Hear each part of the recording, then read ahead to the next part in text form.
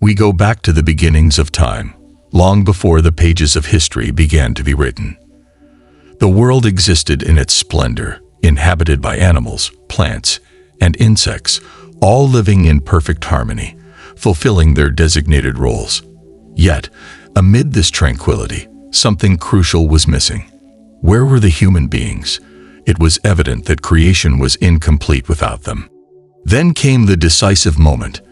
Now we turn our gaze to the creation of the first human being, the first messenger of God, who would experience life both in paradise and on earth, the father of all humanity, the prophet Adam, peace be upon him. This fundamental story not only helps us understand the purpose of our existence, but also shapes our perspective on the world and how we interpret the events of our lives. However, the story of Adam presents significant differences between Islam and Christianity. Today, we will explore this story according to the teachings of the Quran and the Bible, comparing the common aspects and the divergences. What really happened in paradise? How was Adam deceived? What caused his descent to earth? If you are ready, let's embark on this journey to the origins of everything. Remember when your Lord said to the angels, "I am going to place a representative on earth who will exercise successive authority." The angels, surprised, asked, "Will you place someone there who will cause corruption and shed blood, while we praise you and proclaim your sanctity?" But Allah responded, "I know what you do not know."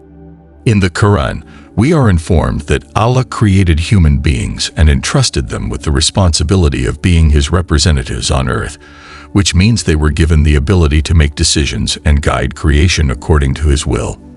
The Bible, on the other hand, narrates that God formed Adam from the dust of the earth, but maintains that he was never in the celestial paradise, instead placed in a terrestrial garden called Eden, where he was tasked with tending and working it.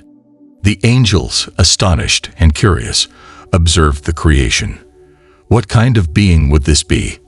How would he differ from them? What purpose would he fulfill? However, amid this anticipation, there was someone who did not welcome the arrival of this new creature. This being wondered if that human would be superior to him and did not understand the need for his creation. His thoughts were filled with anxiety and envy. This being was Iblis, who belonged to a different species, but due to his rank, resided among the angels. Later, because of his arrogance and disobedience, he would be known as Shaytan, Satan. The envy and arrogance of Iblis are well documented in Islamic tradition. However, in the Bible, the role of the tempter is assumed by a different character in the later stages of the story. While Iblis sank into his envy and resentment, the long-awaited moment was approaching. The creation of the first human being had reached its final form. When Allah breathed the soul into Adam, he opened his eyes to life and became the first expression of human creation. Allah, in His infinite wisdom, thus established the beginning of a new stage in the history of creation, with a profound purpose for all of humanity. Now came the moment to present Adam before the angels and subject him to a test that would demonstrate his special nature. Allah taught Adam the names of all things, and when he was asked to mention them, he did so accurately. The angels, astonished by his knowledge, were amazed. This knowledge, which had not been granted to them, was given to humanity, establishing Adam's superiority in this regard. For the angels who sought to understand the purpose of Adam's creation, their doubts were dispelled. However, someone kept his true feelings hidden. When Allah said, "I know what you conceal," he was referring to Iblis, who harbored resentment in his heart. Adam's test had ended, but now it was time for the others. Allah commanded all the angels to bow before Adam, and they all obeyed, except for Iblis, who arrogantly refused. How did he justify his disobedience? In the Islamic narrative of the original sin, Allah asked, "What prevented you from prostrating when I commanded you?" Iblis replied, "I am better than him. You created me from fire and created him from clay."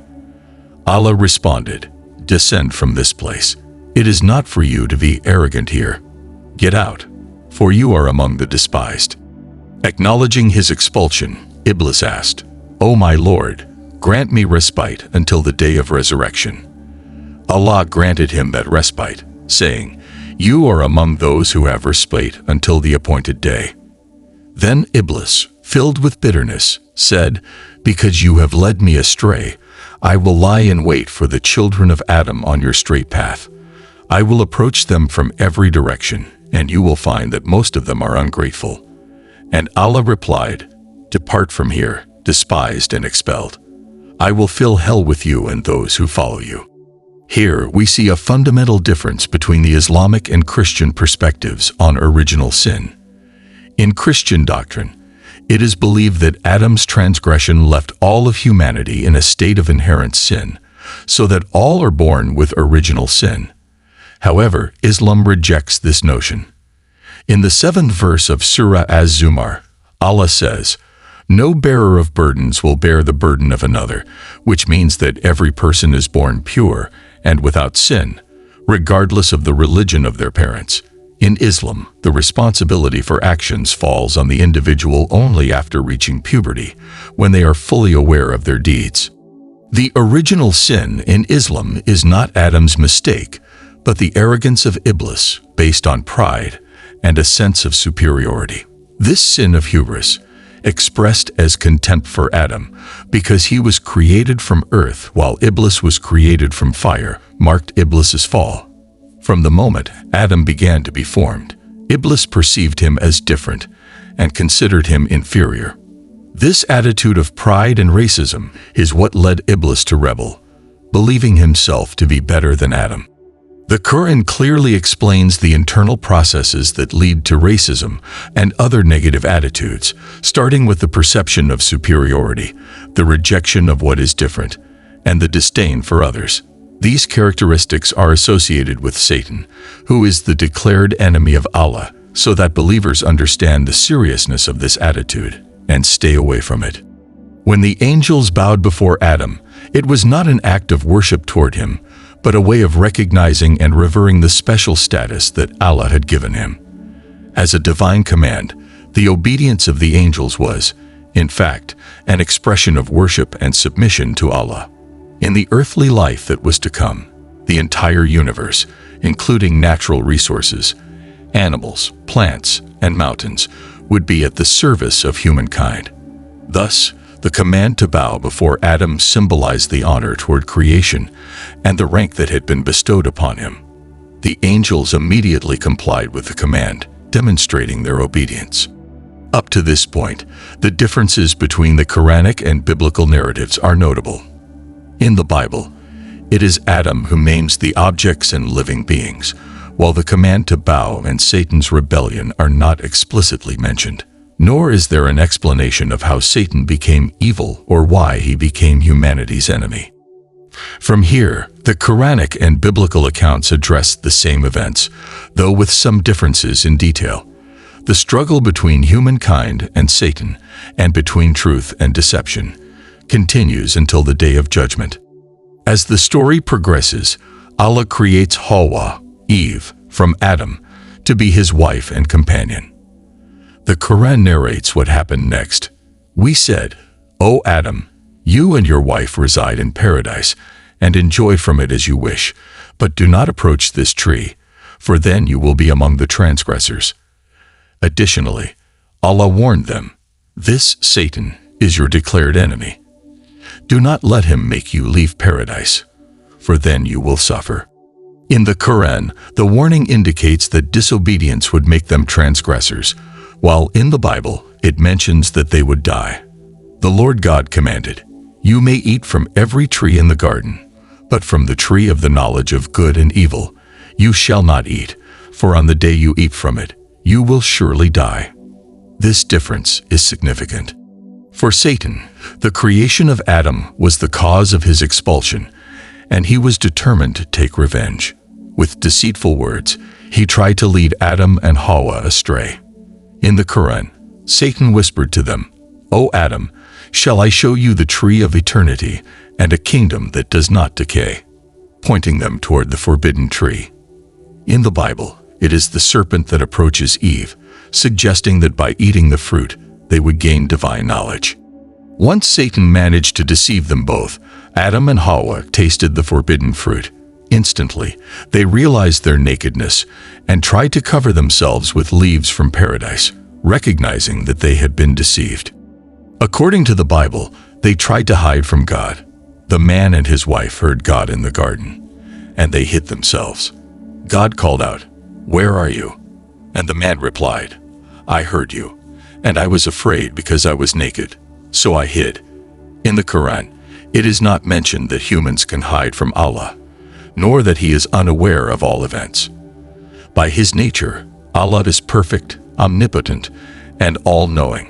Surah Al-Hadid affirms that He knows everything in the heavens and the earth, as well as what people conceal and reveal.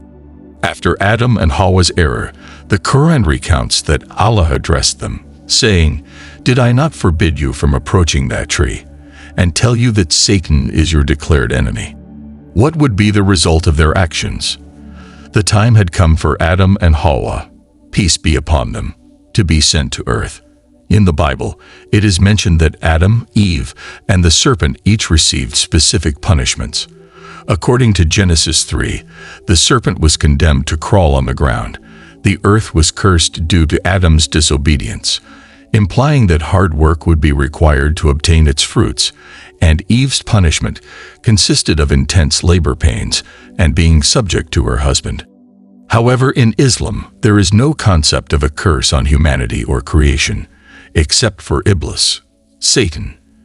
The effort needed to harvest the earth is simply part of the test of this world, and the pains of childbirth are not a punishment, but a noble and sacred responsibility. Islam elevates the status of mothers in various aspects. Prophet Muhammad, peace be upon him, emphasized this in a hadith when a companion sought advice about participating in the struggle for Allah's cause. The Prophet asked if his mother was alive, and when he answered affirmatively, he said, "Stay with her, for paradise lies under her feet." The Quran also reminds believers of the hardships their mothers face during pregnancy, exhorting them to honor and be grateful to them. Furthermore, there is an important detail regarding what would happen if the prohibition of the tree was broken. In both the Quran and the Bible, what Allah says and what Satan says can be found. But what was the final outcome, and who was truthful? Comparing both texts, the Bible states that God said, "On the day you eat of it, you shall surely die." Meanwhile, Satan in the form of the serpent told Eve, "You will not die." According to the biblical narrative, it would appear that Satan was right, as they did not die on the day they ate the fruit. On the other hand, in the Quran, Satan whispered to Adam and Hawa, "Your Lord only forbade you from this tree so that you would not become angels or immortals." But what did Allah say at the beginning? "Do not approach this tree, or you will be among the wrongdoers." He also warned them, "O Adam, this, Satan, is an enemy to you and your wife. Do not let him cause you to be expelled from paradise, for then you would suffer." According to the Quran, Allah spoke the truth, and Satan lied. A crucial aspect distinguishing the Quranic story from the biblical one is the reason why they were sent to earth. In the Quran, it was not the result of their disobedience in eating from the tree. From the beginning, the destiny of humanity had already been decreed. This is mentioned in the verse cited at the beginning. "Remember when your Lord said to the angels, 'I will place a vicegerent on earth.'" Human beings were created with the purpose of inhabiting the earth, even before Adam tasted the forbidden fruit. When Satan requested a reprieve until the day of resurrection, it was already known that humanity would be sent to earth to live, multiply, die, and ultimately be resurrected to account for their actions. So, what did these events mean, and why did it seem that Adam was expelled from paradise? All of this had a purpose: to teach essential lessons to humanity. Humans, unlike the angels, were endowed with free will, the ability to choose between good and evil. And it is precisely the act of choosing good, despite the possibility of falling into evil, that would grant them the honor of being Khalifa, vicegerent, on earth, a role that Allah had established from the beginning. Meanwhile, Satan did what he would continue to do throughout history: tempt and mislead human beings, starting with the first of them. In Islam, it is taught that prophets are protected from deliberate sin, although they may make mistakes or slips, as happened with Adam, peace be upon him. This incident is not considered a grave fault, but rather an important lesson showing that even the most devout servants of God can err. What should be done when this occurs? Despair and lose hope in God's mercy. The story of Adam, peace be upon him, provides the answer. After eating from the forbidden tree, Adam and Hawa, Eve, cry out, "Our Lord, we have wronged ourselves. If you do not forgive us and show us mercy, we will surely be among the losers." They took responsibility for their actions without seeking excuses and asked for Allah's forgiveness with sincerity. That is the correct way to face a mistake. Then came the time to leave paradise. Allah sent Adam and Hawa to their new home, earth. Both experienced sadness and confusion, for they found themselves in a completely different and unknown environment. Furthermore, they were sent to different parts of the world, meaning they were separated. This new place was not like paradise. They could no longer obtain what they wanted immediately. From then on, their lives would be marked by patience, effort, and perseverance. It was not long before Adam received a revelation with the joyful news that Allah had accepted his repentance. The Quran mentions that Allah inspired Adam with words of supplication and accepted his repentance, for he is the most merciful and the best at accepting the return of his servants. Conversely, in the Bible, it is not mentioned that Adam asked for forgiveness or that his repentance was accepted by God. This is a key point in understanding the Islamic narrative. Both Satan and Adam committed a transgression. Satan disobeyed by refusing to bow, while Adam ate from the forbidden tree. The difference lies in each one's reaction. Adam acknowledged his mistake, repented, and asked for Allah's forgiveness, which was accepted. Satan, on the other hand, not only refused to admit his fault, but also showed arrogance, blamed God, and showed no signs of repentance. By losing hope in Allah's mercy, the door to forgiveness was closed for him. This distinction marks two opposing ways of approaching life. Correctly understanding the story leads to the conclusion that we do not have a creator who is unjust or who punishes all humanity for a mistake made by the first human beings, nor does he consider all to be guilty from birth. On the contrary, we have a just and compassionate Lord who desires to guide his servants on the right path so that they may return to paradise. Returning to the story's conclusion, Adam, peace be upon him, continued to search for Hawa without success. Many years passed with them separated, traveling great distances until they finally reunited and were together again. The life of humanity on earth had begun, and the world, once silent, was filled with the bustle of a growing population. As the descendants of Adam and Hawa spread across the earth, humanity grew in number, and tribes and civilizations were established.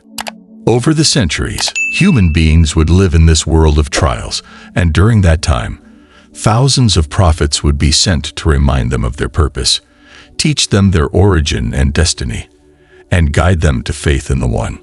Earthly life is brief, a temporary test after which souls will return to their true home. Those who follow the guidance of the prophets and believe in Allah will return to paradise, while those who reject the truth and follow Satan will face the promised fire of punishment. The legacy that humanity inherits from its father Adam is not a sin passed down from generation to generation, as suggested in some Christian interpretations. In Islam, the true legacy is the example of sincere repentance, which erases faults and opens a new page filled with light and hope.